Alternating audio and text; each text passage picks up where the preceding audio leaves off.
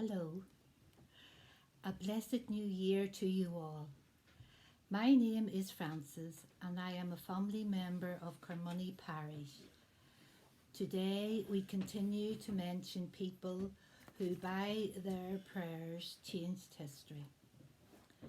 Florence Nightingale was the mother of nursing and brought into this her reliance on her faith.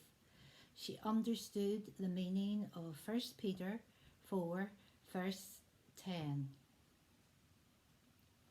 which says, each one should use whatever gift he has received to serve faithfully and administering God's grace in various ways.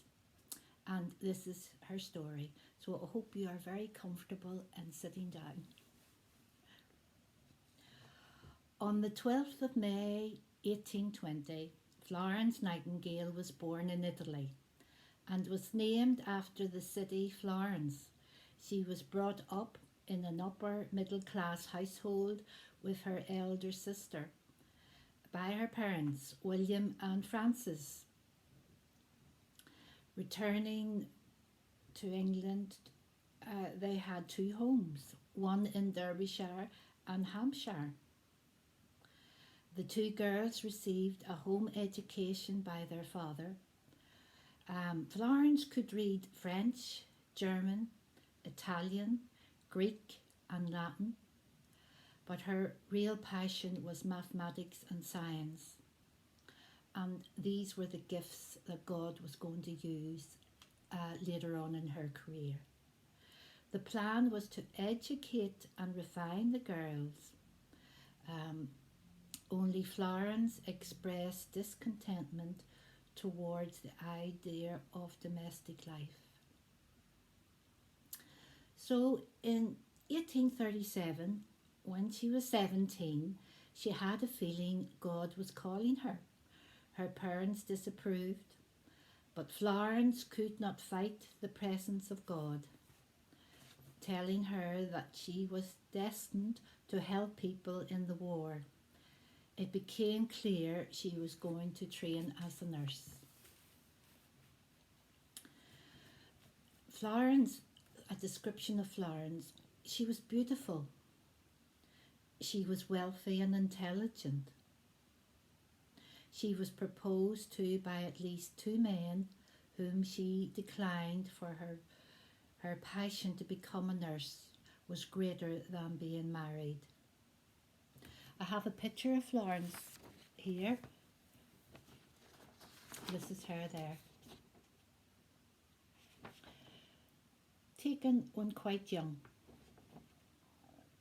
And she's lovely looking.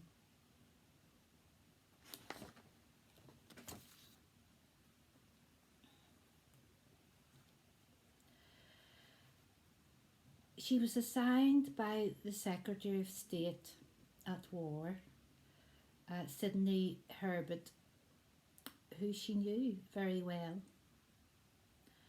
And as a nurse now, he sent her with 38 other nurses to care for the soldiers in the military hospital. In 1853, at Skadara, Turkey, during the Crimean War, the nurses were responsible for cleaning the hospital from filth and care for the patients, so greatly reducing the death count by 2/3. If you think of that time in those hospitals, there was no cleanliness.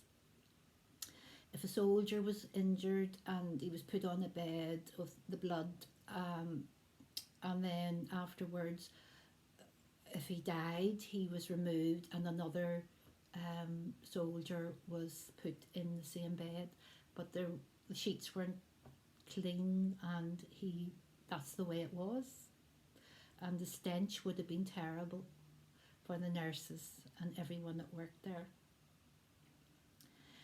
In the evenings, Florence made her rounds, carrying a lamp, supplying compassion to her patients. The soldiers who were moved called her the Lady of the Lamp, or the Angel of the Crimea. She created dietary requirements, established a laundry, a classroom and library. She created coxcomb pie charts on patients' mortality that would influence the direction of medical cases and history. However, sadly, Florence contracted the bacterial infection, also known as Crimean fever, and would never really recover. Still, God was to work in her. Now back at home and living in Mayfair at the age of 38, she was quite young then, she continued her work from her home and remained an authority and advocate of health care reform with interviews with politicians. She was consulted on public sanitation issues in India. In 1907, she was given the Order of Merit by King Edward and received the freedom of the city of London, becoming the first woman to receive the honour. £250,000 was also allocated to her from the government so that she could use to build St Thomas's Hospital. St Thomas' Hospital would also be the home of Nightingale Training School for Nurses.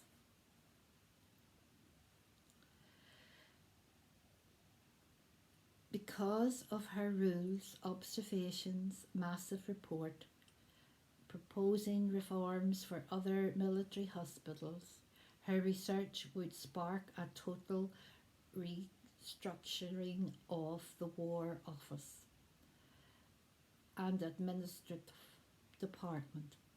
Through all this, she remained humble and talking little of herself. On the evening of Friday the 12th of August 1910, she developed an array of troubling symptoms and passed away at 2 p.m. the following day, Saturday the 13th of August, at her London home. She had lived her life unselfishly in the service of others, and it was evident she saw her life's work as a way to follow the Lord. By her constant praying, history was changed.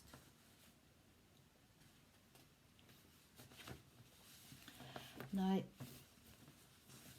she also had a pledge. A pledge was done in her name for any nurses who came to go into the profession, and it's a profession now.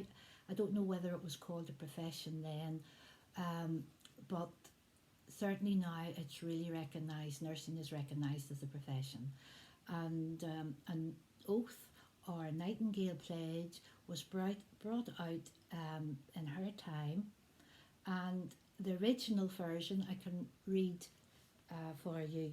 The revised versions were brought in 1935 and then continued on after the years. So the pledge was, the Nightingale pledge: I solemnly pledge myself before God and in the presence of this assembly to pass my life in purity and to practice my profession faithfully. I shall abstain from whatever is deleterious and mischievous, and shall not take or knowingly administer any harmful drug. I shall do all in my power to maintain and elevate the standard of my profession, and will hold in confidence all personal matters committed to my keeping, and all family affairs coming to my knowledge in the practice of my calling. I shall be loyal to my word and devoted towards the welfare of these committed in my care. I'm thinking of this pledge. In our family, we had Ellen Lindsay, and at a later stage in her life, in the 1960s, she became a nurse and she became a midwife, she became a sister. She was offered matron, but she wanted to hands on and help wherever she could, and so she still remains sister. And she loved the job. It was very hard work, and she delivered well over 130 babies. In the city hospital in the Jubilee. So she would have taken that pledge, more modern oath, than what I read out. And now it comes, I wonder, while you're there, could you pray with me? I'm thinking of the nurses today and what they're going through. They're in the hospitals at the moment, working double shifts, trying to steer us through this pandemic, trying to keep patients well and to recover. So I'm just wondering, could you just join me in this prayer? Prayer for our nurses. Gracious Father, thou great healer, let your great strength and power flow through every nurse, and your skill be given to their hands and vision. Please give them your continued judgment to their minds and compassion to their hearts, strength to minister to their patients in their hour of suffering and travel, especially at this time. Thank you, Father, that they faithfully discharge their duties in deep humility, care and kindness. They are worthy of the trust and faith placed in them, and we ask that you would bless them today and the days ahead. Amen. Thank you for listening. Andy and Carol should be with you next Thursday, one of them. And I'm going to look forward to hearing what they have to say as well. So I just give you another shot at looking at Florence Nightingale. There she is. Humility, kindness and simplicity, common sense. And God was able to use her to change history by her prayers. God bless and look after yourselves.